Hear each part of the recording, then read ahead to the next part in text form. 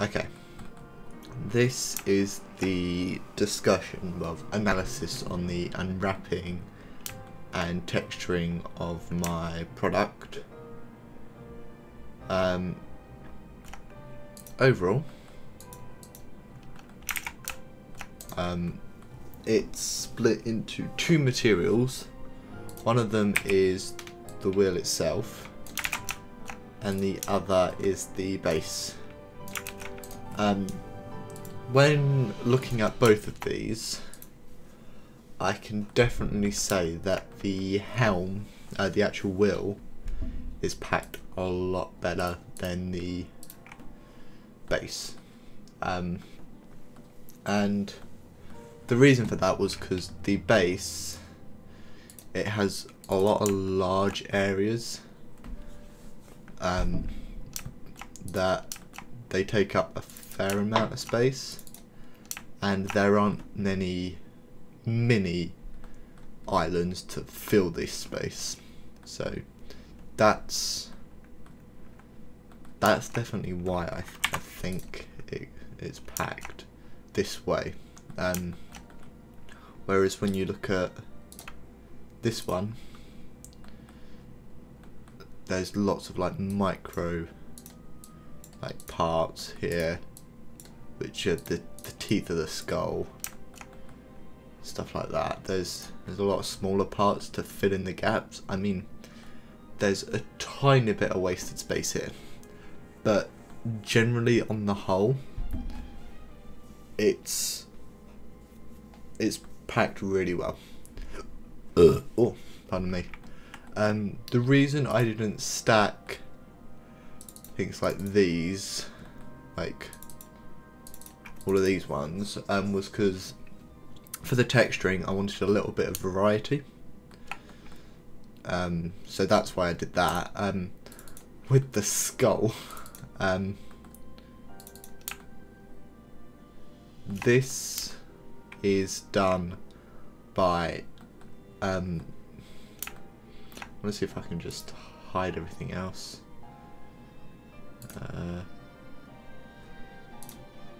I only really need this one.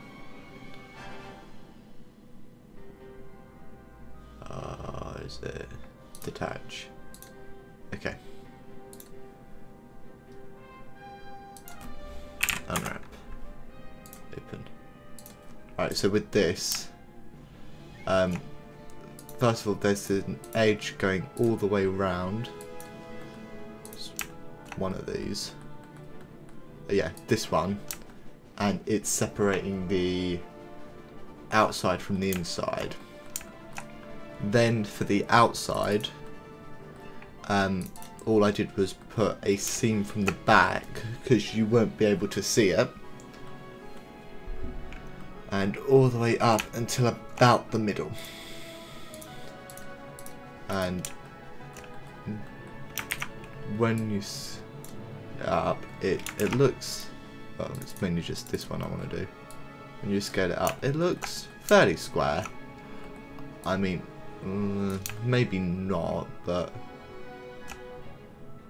I then relaxed that, and I definitely feel this was because I pro-optimized it, that it's not the best, but the way I see it is that this was kind of like my first time doing something character based, and where it wasn't a full-on character and it was only just a small part of the ship, I didn't want all of that geometry, and I wasn't sure the best way of reducing the poly count, so I just used the Pro Optimizer, which it made things a little bit harder to unwrap, but generally not that difficult. So as you see, you've got a seam down there, and then for this one there's a seam this side as well, because again you can't actually see that bit. And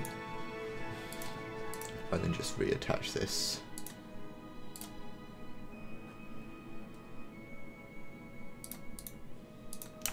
Oh, perfect. Oh, maybe not reattach it. See if I can just undo all of the Oh. Oh. What about now?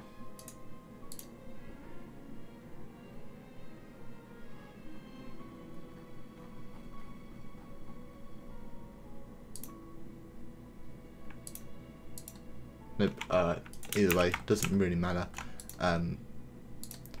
And for all of this stuff, again, it was every time there was quite a steep transition, there'd be an edge loop, like a seam. You see here, there's like some there. I then did one across there. Again, when looking at this, I probably should have done it like down here, just because the player can't see it. Well, he can, but it's not as visible as if it was here. And as you can see, this happens going all the way along. All that's like here. It's a really steep transition. Here, it's a really steep transition. Here, as it's like roughly 90 degrees, but it is 90 degrees. Same with here.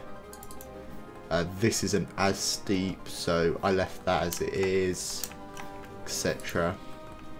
And this is the result from that, plus the skulls. With the base was done the exact same way, but like I said, there were a lot of huge islands, like this one for example, and then you got all of these, so that added, well, it didn't add anything, it just meant that the packing, there was a fair amount of wasted space, but I didn't really have anything to fit it with, so I'm just gonna say that's alright. I mean, if I was to put like a loop cut here and break those into 2 islands, could have filled some more space, but I just decided to leave it as it was. With the texturing,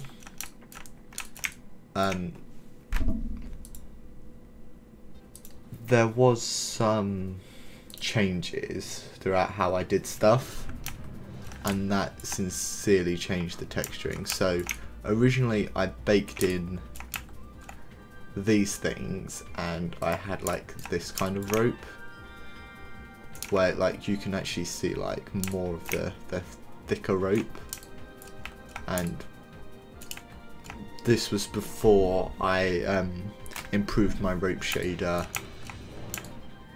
So this was what it originally was. I then improved my rope shader, so I went back to this and then added the new rope. And the thing is, you can kind of see like here where the high poly is,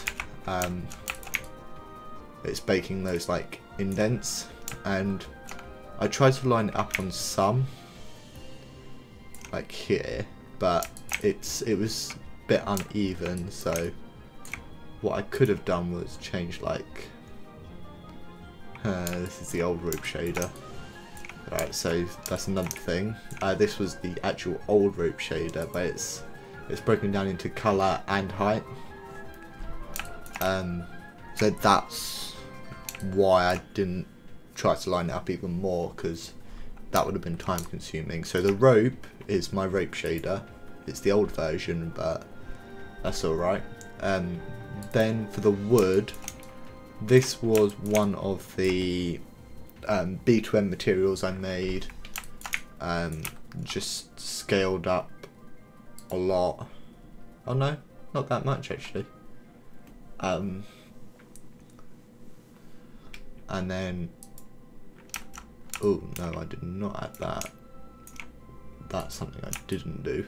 I just left it like that, and that's how it is. I think I also turned down the normals and the height. Yeah, because it was like way too strong on full both.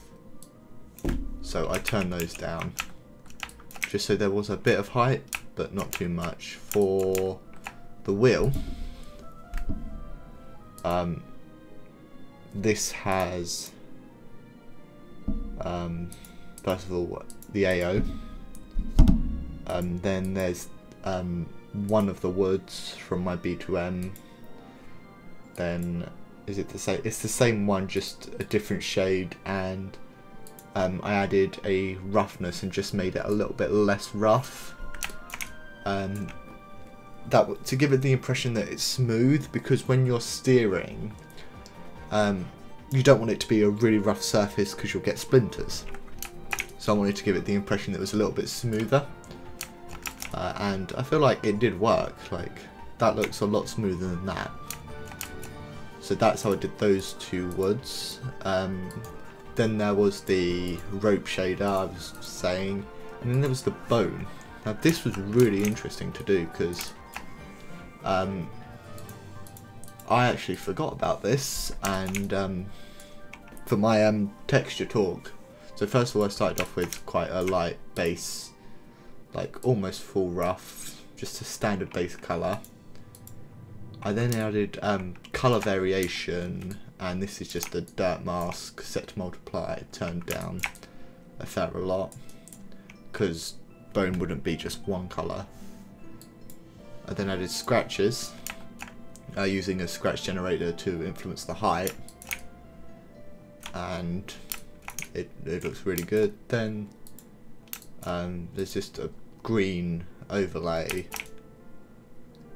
just to make it look a little bit like yellowy, because again bone isn't full on white, so that just, it gives it the impression it's white, but it's not actually. Just makes it look a little bit more murkier and dirtier. And as you can see here, there's only one wheel, and that's because I can just duplicate this wheel and whack it on the other side, and that's what I did. So this was the talk for the Helm. I really like the actual wheel texture, like this one here, and that's probably why it's quite high up on one of my favourite assets, with the cannon being first. Oh, and it's going to also save, which will slow down my computer. Yay. So yeah, this is the talk. The next one is going to be the lamp. So thank you for watching. See you later.